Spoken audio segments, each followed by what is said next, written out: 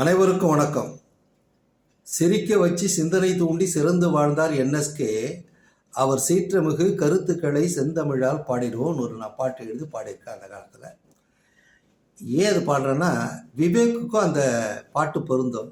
அவரும் நம்ம திரைப்படத்தில் நிறைய நகைச்சுவையை சிந்திக்கக்கூடிய நகைச்சுவையை புகுத்திருக்கிறாரு.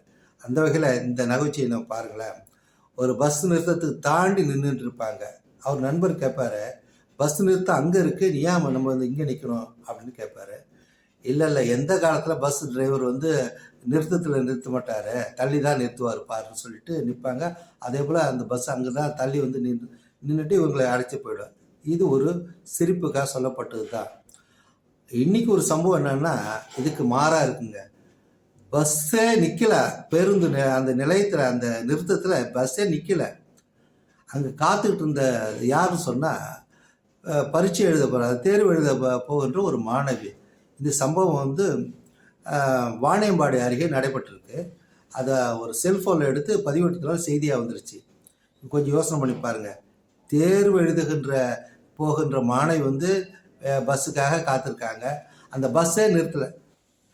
சமயோஜித புத்தியாக அந்த மாணவி என்ன யோசித்தாங்க, அந்த பஸ்ஸு வேகத்துக்கு ஈடு கொடுத்து ஓடி தன்னுடைய உயிரை பணையம் வைத்து ஓடி அந்த பஸ்ஸை பிடிச்சிருக்காங்க. இது வந்து காணொலியாக வந்து செய்தியாக வந்துருச்சு. நீங்கள் கொஞ்சம் யோசனை பண்ணி பாருங்கள்.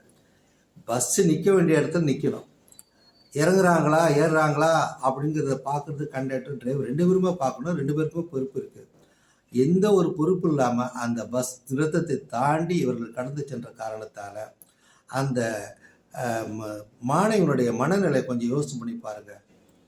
ஒரு நிமிஷத்தில் தன்னுடைய உயிரை பணையம் வைத்து ஓடி போய் எழுதியிருக்கா. ஏதாவது அசம்பாவிதம் ஸ்லிப்பாகி கீழே விழுந்து என்ன இருந்தால் என்ன ஆயிருக்கும் அந்த மாணவனுடைய வாழ்க்கை, அந்த பரீட்சை என்ன ஆயிருக்கும், இதெல்லாம் யோசிக்காமல் அந்த டிரைவர் கண்டக்டர் செயல்பட்டது ரொம்ப வருத்தத்துக்குரிய விஷயம்.